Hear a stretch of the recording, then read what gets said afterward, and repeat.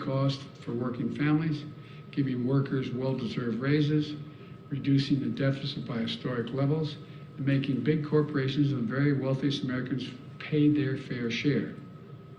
The other path is the ultra MAGA plan put forward by congressional Republicans to raise taxes on working families, lower the income of American workers, threaten sacred programs Americans count on like Social Security, Medicare, and Medicaid, and give break after break to big corporations and billionaires, just like they did the last time they were in power, when their top priority was the reckless $2 trillion tax cut, going, the majority of that going to the very wealthiest Americans, which ballooned the deficit and not a penny of it was paid for. Look, I know you gotta be frustrated. I know. I can taste it.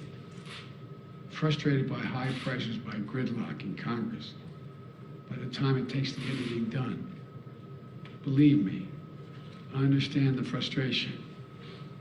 But the fact is, congressional Republicans, not all of them, but the mega Republicans are counting on you to be as frustrated by the pace of progress, which they've done everything they can to slow down, that will hand power over to them and enact, so they can enact their extreme agenda. Look at their agenda. We put up on a webpage somewhere, I think I can do this, the Scott Plan.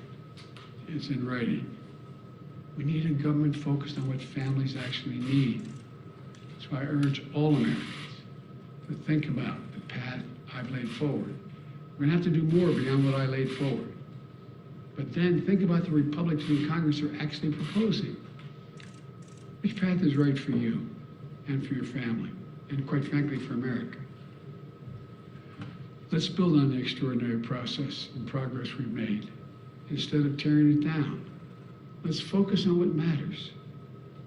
This really matters to average Americans. I want to thank you all. God bless you, and may God protect our troops. Mr. President,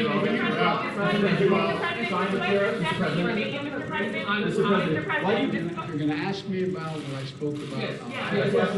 Mr. President, why do you believe so many Americans believe that your administration is not doing enough to combat inflation? And do you believe that you and your administration bear some measure of responsibility for the inflation that we're seeing across the country? First is we're in power. That's the first thing. And you're justifiably right, we control all three branches of the government. Well, we don't really. We have 50-50 in the Senate. You need 60 votes to get major things done. I've been pushing the things I've been proposing here, and you've heard me speak to today since I got in office. And I need to get 60 votes to be able to even pass them, number one. Number two, I think that, they're not focused. All they're focused on, understandably, is the problem they're facing. They get a 5.5% raise, an average raise in their salaries, and yet inflation exceeds that. And they look around the world, and they know that a lot of it's extremely complicated. And so they're frustrated, and I don't blame them. I really don't blame them. There's a lot we have to do. But you know as well, I shouldn't say you, I think what I have to do is explain in simple, straightforward language what's going on. Because automobiles cost more. Why'd they cost more? They couldn't get the computer chips to make them. People were making a lot more money. They wanted to buy the automobiles, they couldn't buy them because the cost went up so high because there were so few of them. The same way this year. The same way this year, the reason why prices are up. They understand, but they don't. Look, most people, the vast majority of Americans are hoping that their government just takes care of the problem and they don't have to think about it in detail at the kitchen table or at the dinner table. And that's understandable, no matter what their background. But right now, it's confusing. There's a war in Ukraine, and they're scratching their heads like, what the heck is Russia doing? Should we be helping? They think we should be helping the innocent Ukrainians. But what impact does that have? Do you think the average person, whether they have a PhD or they have any other job, sits and thinks, wow, there's thousands of tons of grain in elevators in Ukraine that can't get out. And Ukraine's one of the biggest producers of corn and wheat. I wonder whether that's the reason why prices are up. And do you take any responsibility for the inflation in this country? Do you take any responsibility for your policies? I think our policies help, not hurt. Think about what they say. The vast majority of the economists think that this is going to be a real tough problem to solve, but it's not because of spending. We brought down the deficit. The bottom line is, how much does America owe? How much in the hole are we going? We're reducing that. Today you have retail gasoline prices and diesel prices at record highs. Yes. Yet you have yet to ask Americans to consume less. You're a train guy. Have you ever thought of your administration asking Americans to drive less, to take public transport? Well, if you ever raised a family like mine, you don't have to tell them. They're doing everything in their power to figure out how not to have to show up at the gas pump. That's why, for example, one of the things that's going to help a lot, but it's going to take time, is our infrastructure bill. The truth is, they don't have that many options in terms of transportation around the country right now. If you live in the Northeast Corridor, you do. If you're driving back and forth between Baltimore, Washington, New York, etc. But you don't have many choices. You don't have a whole lot of choices to deal with other aspects of transportation in terms of local transportation. And so what happens is, and unless they're electric, we find ourselves the cost of flying, buying a ticket on a plane costs more because of gas prices. So this is a process, but it's a process that I've been consistent about, wanting to lower prices and shift to renewable energy so we're not as dependent. I have conversations almost every day, well, that's an exaggeration, at least twice a week with one of my European counterparts, heads of state, on how can we help them, in fact, wean themselves off of Russian oil because they're so totally dependent.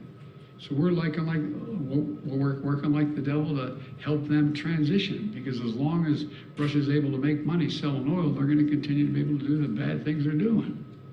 So there's a lot. It's really complicated. I'm not suggesting American people can't understand it. They understand it, but they have, they're working 8-10 hours a day just to put food on the table. And so I think what's happened is we have, in a sense, I never expected, let me say this carefully. I never expected the ultra MAGA Republicans who seem to control the Republican Party now to have been able to control the Republican Party. I never anticipated that happening.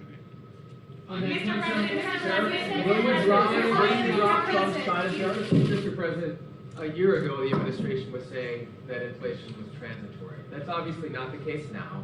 How long do you think it will be until we see prices coming down? I'm not going to predict that. It ranges depending on which economists you're talking to by the end of this year, and some say it's going to increase next year, but there's others say by the end of this year you're going to see it come down by the calendar year. I don't know, but I know what we have to do to make sure that we can bring it down. Mr. President, will you support any restrictions on abortion, or what limits do you believe there should be, as the Senate is Because I don't want the story to be about inflation.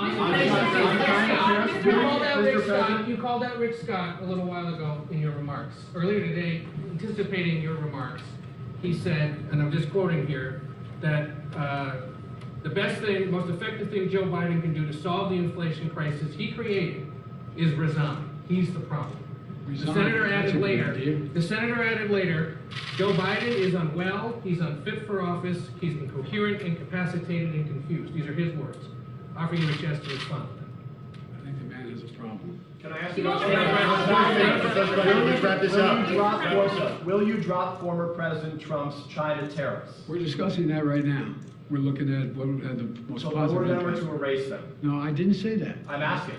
I'm telling you, we're discussing it, and no decision has been made on it. Mr. President, Thank you, guys. That's a wrap. how long should Americans to be Thank you prepared all. to pay Thanks, this guys. much at the pump? Thank you, President. Are you concerned about a All right, guys, recession, let's move Mr. out. President?